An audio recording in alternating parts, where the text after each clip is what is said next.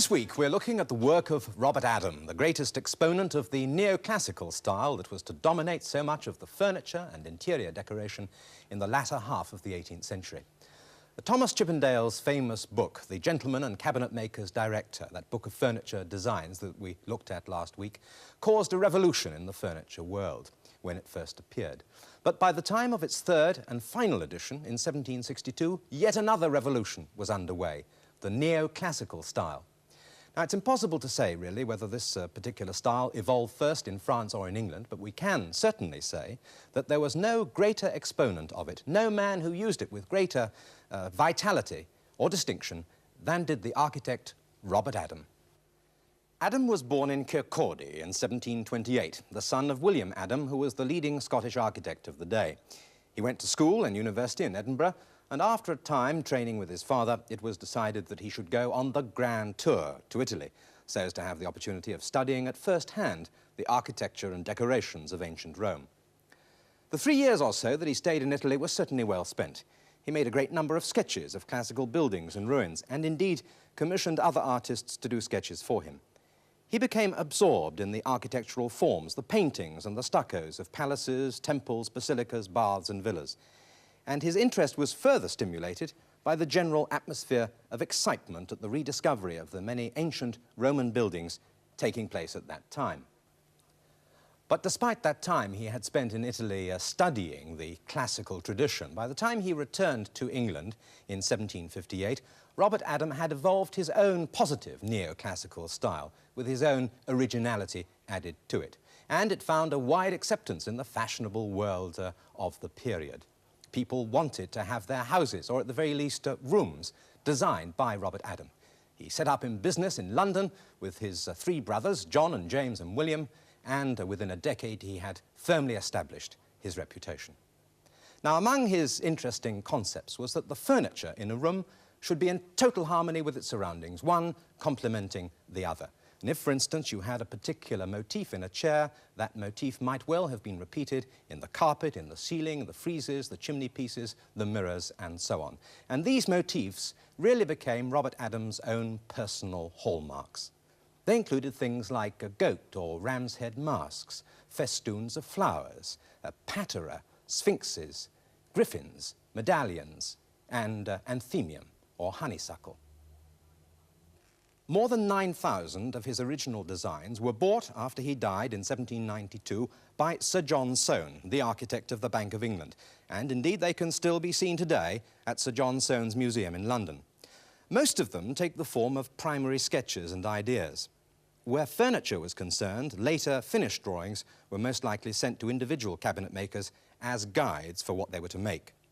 It's not surprising that Chippendale himself, always very aware of current taste, should become as beguiled with the neoclassical as he had previously been with the Rococo, the Chinese and the Gothic.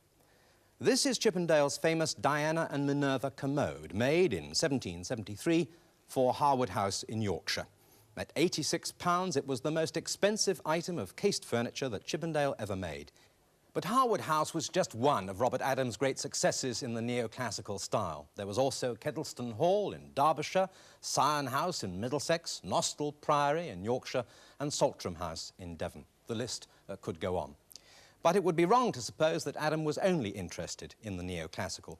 He also occasionally produced designs in the Gothic manner, including, for instance, a ceiling and chimney piece for that marvellous Gothic extravaganza, Strawberry Hill, home of Horace Walpole, a man who had his own very distinctive ideas about the furnishing and decoration of many of the houses that he visited.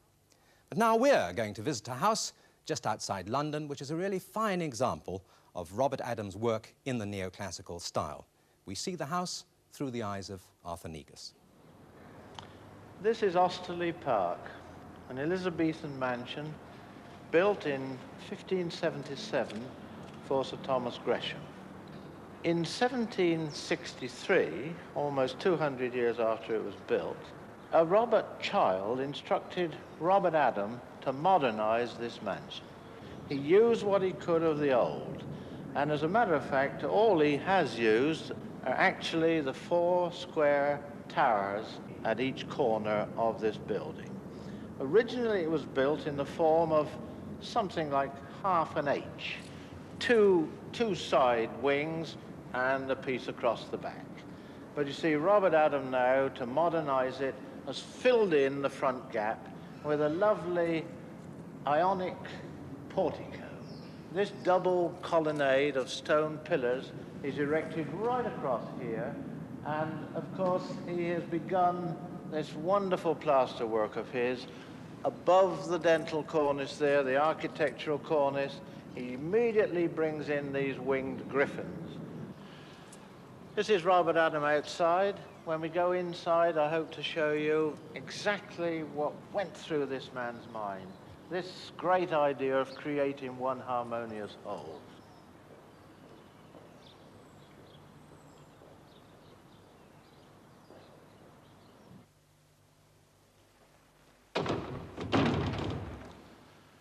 Well, now here we are inside the hall. You may not have realized it, but when I spoke outside, I stood on top of a flight of steps. Robert Adam had raised the whole of the original old courtyard up to the level of the first floor so that he could create one of his favorites.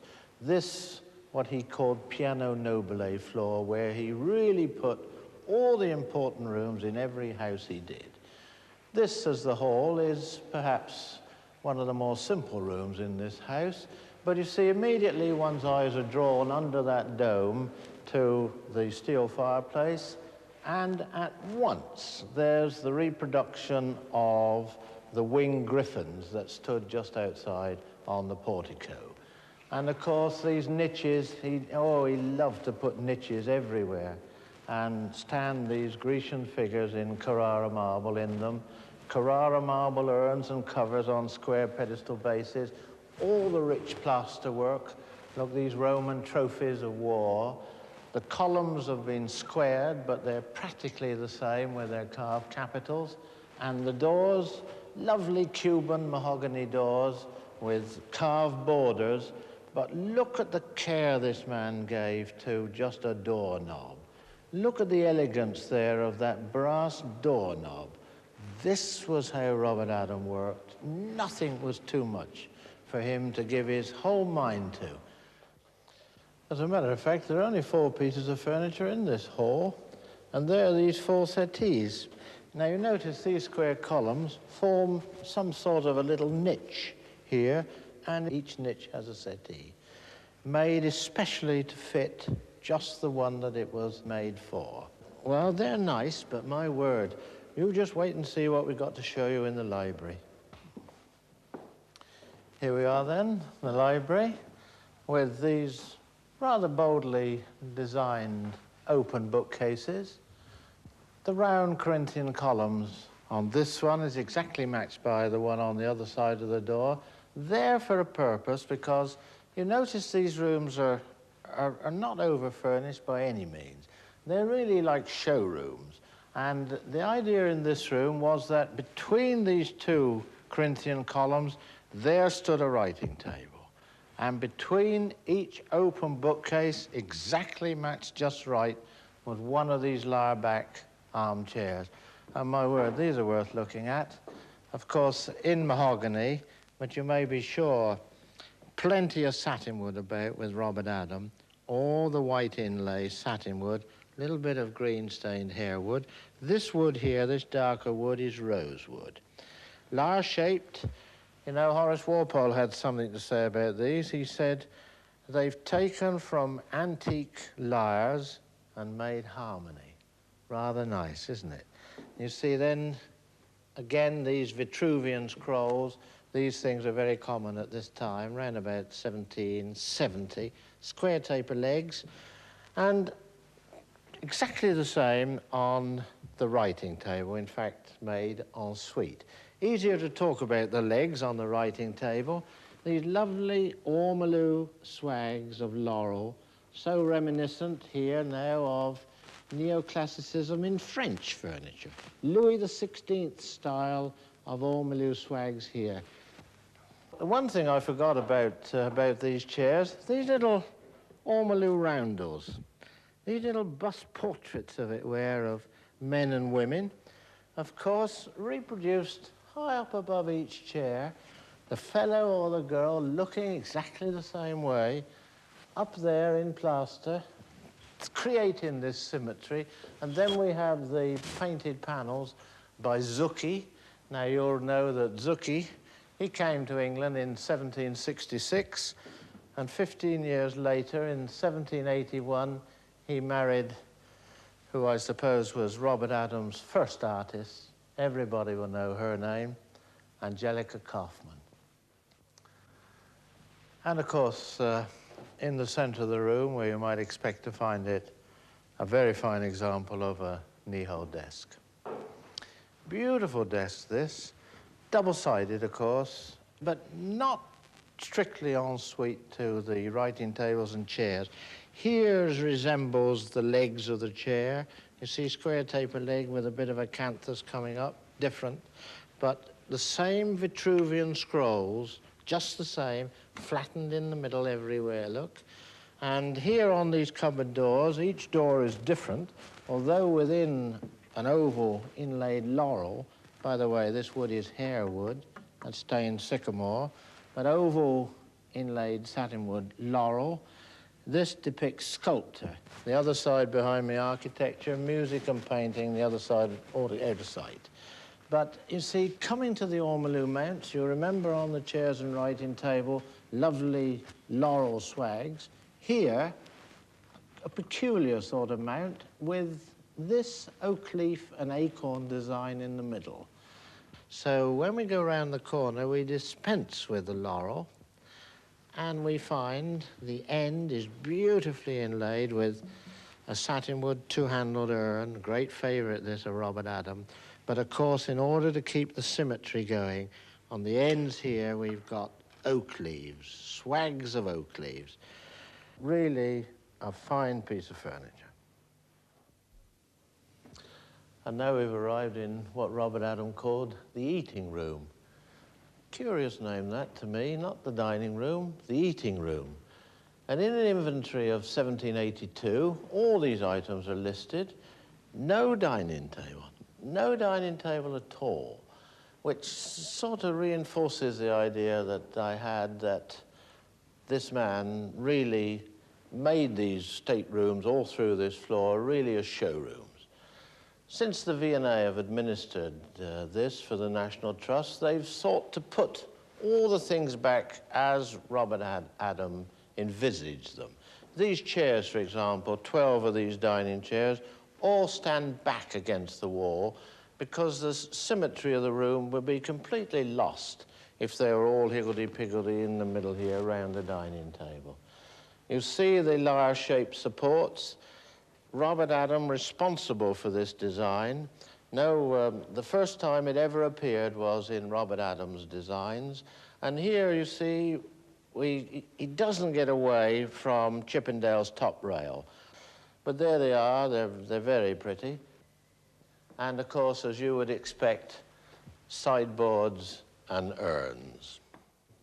See the mask head and the double scroll handles? That is in ormolu, and of course the cover takes off, lead-lined interior, wine cooler. A tap down below there, obviously, so that when the ice has melted, the water can just be let to drain away. Everything there in carved wood by John Linnell. There are drawings for this, 1767, and of course, one of a pair. And as you might expect, in between the pair, the side table, the sideboard. Rather remarkable table, this, in my view, because just outside that door, in the corridor, is a watercolor drawing of this very table. Scale model, if you like, drawn by Robert Adam, signed by him and dated 1767. It must have been the actual working sketch that this cabinet maker made this table. All carved wood, the mask heads, the frieze, the little pendants, and the rather unusual baluster type of turned leg down there. And John Linnell, the cabinet maker.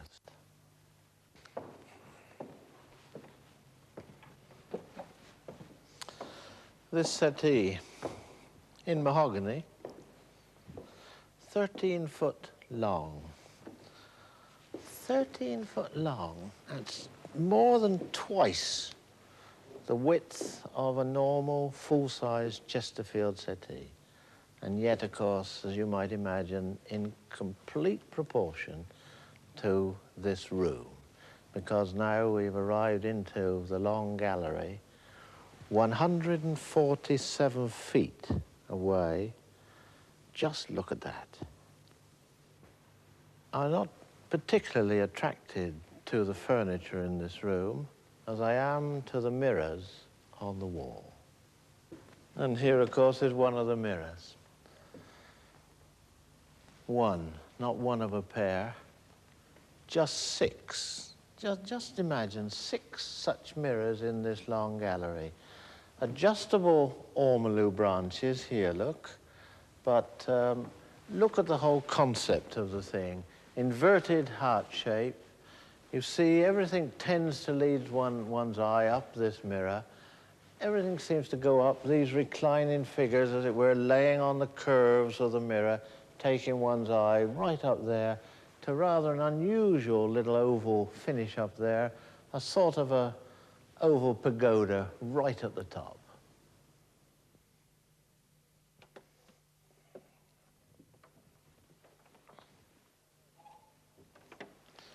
Now the drawing room, with this astonishing ceiling, this remarkable design, this oval medallion here with those ostrich feathers all radiating from that central sunflower, that gilded sunflower in the center there.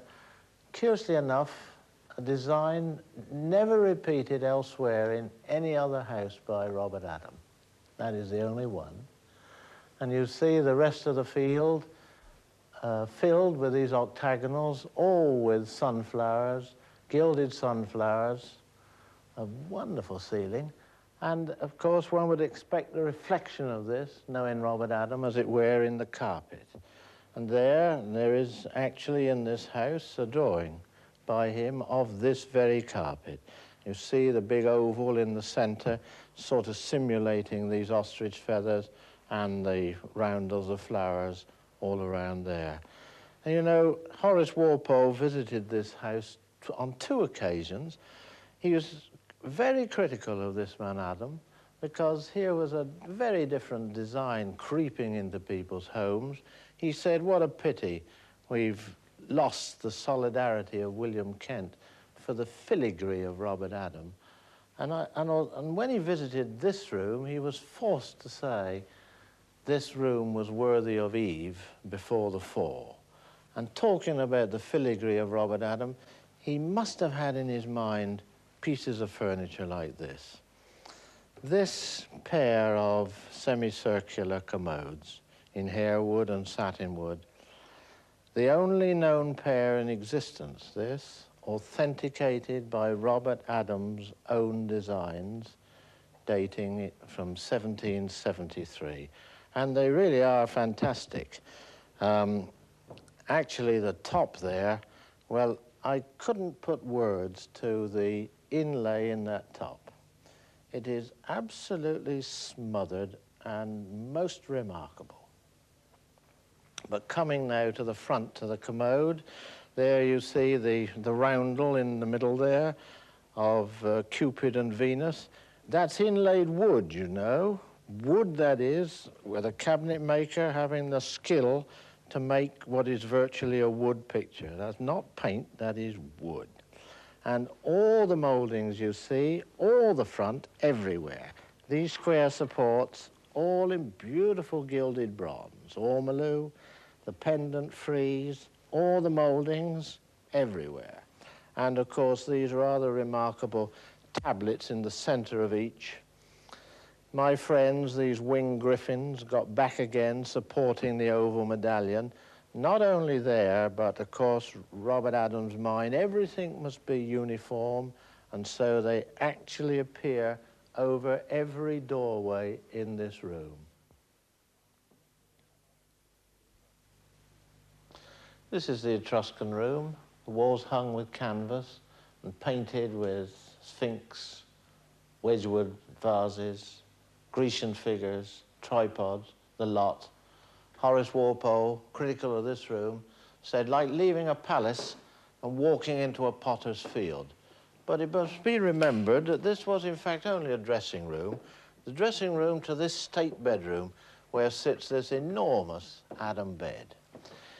Robert Adam only ever designed 7 beds, and this is one of only 2 now known to be in existence.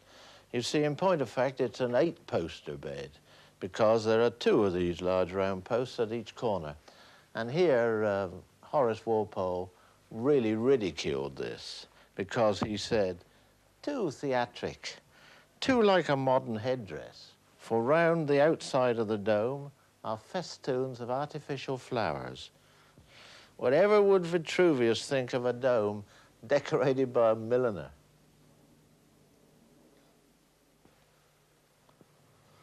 I've kept this room till last. Because of all the rooms here, I think this is the one that appeals to me the most, the tapestry room. Horace Walpole said of this, the most superb and magnificent that can be imagined. And I'm sure I agree with him, and I hope you will too, because all the walls are hung with tapestries, specially made at the Gobelin factory in Paris in 1775. They're woven to represent oval oil paintings, framed, of course, the subjects being the love of the gods after Boucher, framed and suspended on ribbons, and the whole hung against a background of red silk damask. That's the theme of these walls. But believe me, the color of this background is so fantastic that it has to be seen to be believed. This sort of rose dewberry ground, 200 years old, all but a year or so, completely unfaded. And I don't know, there's something about this room. You stand here and the tranquility which sort of descends on one. Absolute peace in this room. And just to emphasize the walls again, Adam has designed the chairs and the settees, the oval backs of the chairs, echoing, as it were, the painted panels on the walls, all in tapestry. I do hope you've enjoyed this short visit to Osterley. If you haven't, I beg of you, don't blame Robert Adam or any of the craftsmen he employed. It simply means that I haven't had enough skill to present this properly to you. But the remedy, of course, is in your own hands, because you can all come here, you come and enjoy it and see it all for yourselves. Well, that's Robert Adam. If you have an opportunity to see any of his work, we can only recommend that you take it. Well, next week in our programme, we'll be looking at the work of some of the other designers and craftsmen in England in the latter half of the 18th century, including among them Sheraton and Hepplewhite. Until then, goodbye.